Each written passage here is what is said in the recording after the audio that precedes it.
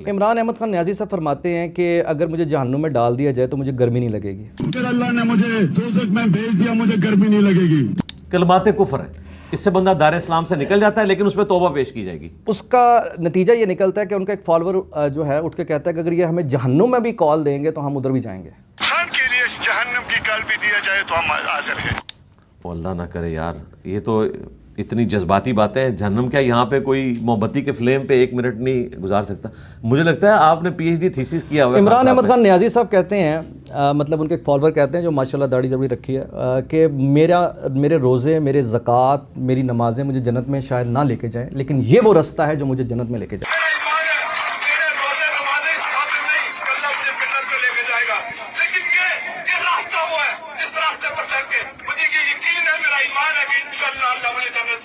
کون سا رستہ؟ عمران خان صاحب کا حقیقی آزادی کا، تحریک کا. اب اس کے بارے میں قرآن اور اسلام کا کہتا ہے. سب جہالتیں ہیں.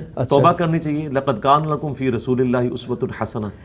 یہ سب مجھے تو یہ بتایا گیا تھا آپ توحید پہ بات کر رہے ہیں اور آپ میں بتانے لگا ہوں نا سر. ایاک نعبد و ایاک نستعین، اس کو جب میں آپ کے سامنے میں نے ابھی تلاوت کی ہے تو آپ کے ذہن میں کیا آیا؟ اللہ ہی کو پکارنا ہے مدد کے لیے. یہ انجینئر محمد علی مرزا صاحب کے ذہن میں ہے، لیکن اگر آپ باہر چلتے کسی شخص سے بات کریں اور کہیں ایاک نعبد و ایاک، اے تو پی ٹی آئی ہے تو اچھی بات ہے، اچھا نعرہ دیا. پوائنٹ سن لینا. میں جو بات کرنا چاہ رہا ہوں کہ آپ اپنی پولیٹکس کے لیے ایز اے ٹریڈ مارک اس آیت کو استعمال کرتے ہیں. بالکل ٹھیک ہے. ایاک نعبد و ایاک، اور نیچے جب آپ ڈی جے پہ، ہمارا ٹریڈ مارک ہے لا حول ولا قوت الا باللہ، تو ہونا چاہیے. ڈی جے کے میرے نبی سا ہے ہی کوئی نہیں، تیرے بابے تے شاہی. سر ڈی جے جب نیچے چل رہا ہوتا ہے اور اوپر یہ والی آیت لگی ہے، اللہ نہ جے پہلے گولیاں ٹھوکیاں ایک بندے نے اسی چیز نو بنیاد بنا کے انسان ہو رہی سی. سر میں یہ اتنا خطرناک معاملہ ہے، ان چیزوں کو اگر ہم ڈسکس کریں گے نا، میں آپ کا درد سمجھ رہا ہوں، میں آپ کا درد سمجھ رہا ہوں، لیکن ہم پتہ ہے پاکستان میں بیٹھے ہوئے ہیں سر، یہ نہ کو 2-4 اور کوئی پیدا ہو جائے، کوئی بھی نہیں ہوگا. میں صرف ایک چیز جاننا چاہ رہا ہوں، صرف جو میں آپ کو آئی گیو یو مائی ورڈکٹ، کوئی بھی ایسا نہیں ہوگا. میں صرف یہ بتانا چاہ رہا ہوں، پوچھنا چاہ رہا ہوں، آپ نے جو میرے پہ الزام لگایا نا کہ تو نے وہی سمجھ لیا، اسے اسلام سمجھ لیا، تو بھائی سمجھ لیا ہے. آج جب نہیں علمی ہے، میں آپ کے ساتھ ہوں، علمی ہے، یہ علمی ہے، بالکل بہت بڑا علمی ہے. ویسا ہی علمی ہے جیسے چشتی رسول اللہ اور دوسرا کون سا تھا، تھانوی رسول اللہ، نعوذ باللہ، ویسا ہی علمی ہے یہ. کچھ چیزوں میں تو اسے بڑھ گیا ہوا ہے، یہ بڑھ گیا ہوا ہے. اس لحاظ سے ہم کہہ سکتے ہیں کہ آج کی تاریخ کی سب سے بڑی مذہبی سیاسی جماعت پی ٹی آئی ہے. میرا خیال ان کو سمجھ آ جائے گی انشاءاللہ تعالی، کافی حد تک سمجھ آ گئی ہے. نوجوانوں کو کیا کہنا چاہیں گے جو خاص طور پر عمران خان صاحب کو اپنی راہ نجات اور اللہ سے آگے بخشش کا ذریعہ سمجھتے ہیں؟ نوجوانوں کی بجائے ہم خان صاحب کو کیوں نہ کچھ مشورہ دیں. سر ابھی دیکھیں میں ایک جملہ بول دوں، یہ مجھے پورا کرنے دیجیے گا. میں نے اپنا فتنہ اپنی زندگی میں ختم کیا ہے.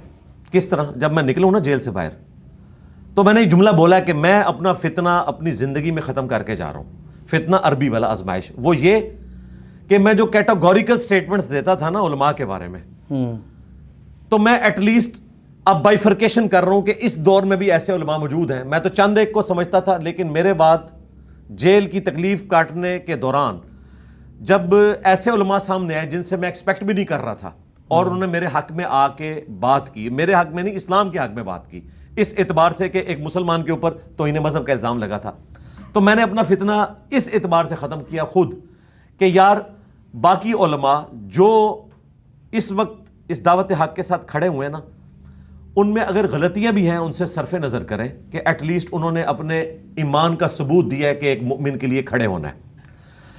اسی طریقے سے میں خان صاحب سے بھی کہوں گا کہ وہ اپنا فتنہ اپنی زندگی میں ختم کریں، کہ باہر نکلیں اور جو انہوں نے جیل میں سوچا ہے یا انہوں نے اپنی غلطیوں کے اوپر غور و تفکر کرنے کے بعد کسی رزلٹ پہ پہنچے ہیں، خصوصاً مذہبی. میں آپ کو ایک اور بھی خبر دے دوں، یہ میری انڈائریکٹ خبر ہے لیکن خبر ٹھیک ہے کہ خان صاحب جو ہیں وہ ایٹ لیسٹ 5 قرآن کی تفسیر اندر پڑھ چکے ہیں ڈیالہ میں، اس میں تفہیم القرآن بھی شامل ہے. اور میرے خیال ہے تفہیم القرآن صرف تفہیم القرآن ہی پڑھ لیتے نا تو کسی اور تفسیر کی ضرورت نہیں تھی. مولانا مودودی رحمہ اللہ. میں سمجھتا ہوں کہ خان صاحب انشاءاللہ جب بھی نکلیں گے ایک چینجڈ پرسنالٹی ہو.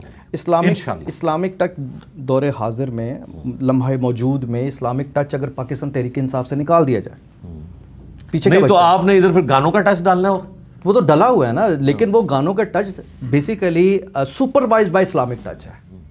یہ والا جو اسلامک ٹچ ہے جس میں غلوف ہو، شرک آ جاتا ہو، یہ تو غلط ہے.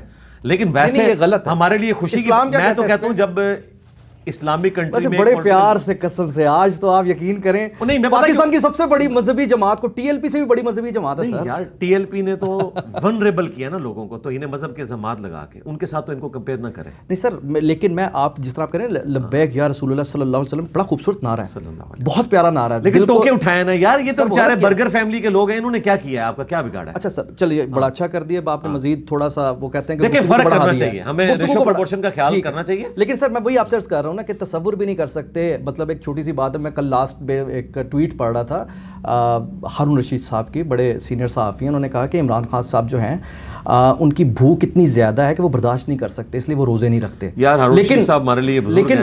لیکن زمان پارک میں ہم نے 30 دن انہیں مسلسل افطاری کرتے اور مطلب اس پورے ماحول میں ہارون دیکھا. رشید صاحب سے میں ریکویسٹ کروں گا کہ اپنے استاد کی بات مان لیں، پروفیسر احمد رفیق اختر صاحب کی، جنہوں نے خان صاحب کو لانچ کیا تھا، جیلم شہر سے ہی لانچ ہوئے تھے، تو میرے خیال ہے وہی ان کو بتا دیں گے. اللہ سے ڈر جائیں، مذہبی آدمی ہے، آخری وقت میں اس قسم کی مذہبی ٹچ نہ لگائیں.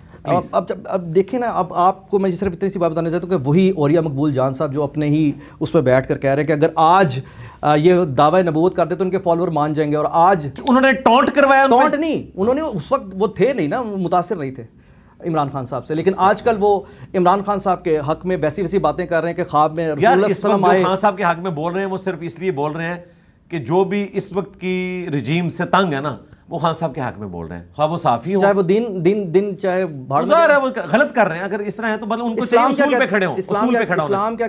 اسلام اللہ اور اس کے رسول صلی اللہ علیہ وسلم اس بارے میں کیا کہتے ہیں، ان کا کیا فرمان ہے؟ میں بتاؤں، اور یہ صاحب جتنے جذباتی ہیں نا نبی الاسلام کی ذات کے حوالے سے، خان صاحب کی جگہ کوئی اور بندہ ہوتا تو ابھی تک اسے کافر ڈکلیئر کر چکے ہوتے.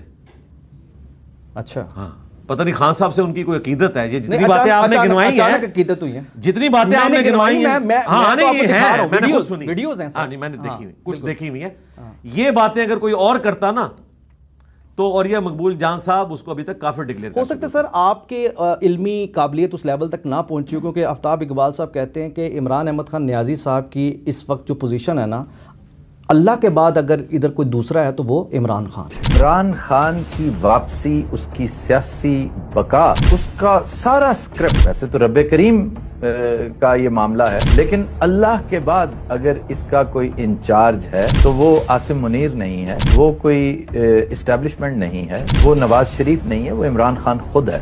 کدھر ادھر پاکستان کا یہ سر ٹویٹ ہے ان کا، اپنا ٹویٹ بھی ہے، ان کا ویڈیو بھی ہے. آپ سے تو نہیں امید کرتا تھا، مذہبی آدمی ہے آپ کے علم میں اس کا مطلب آج ٹھیک ٹھاک اضافہ ہو رہا ہے. جی میرے علم میں پتہ کیا، میرا کوئی میں آپ انٹرسٹ کا نہیں علم میں اضافہ اس لیے نہیں کر رہا کہ میں کسی کو ٹونٹ کر رہا ہوں، میں آپ کے علم میں صرف اس لیے اضافہ کر رہا ہوں کہ آپ ایک کاز کو لے کے چل رہے ہیں. سوال پوچھیں مجھے، آپ بدگمان کر کے نہ نہیں نہیں نہیں نہیں سر.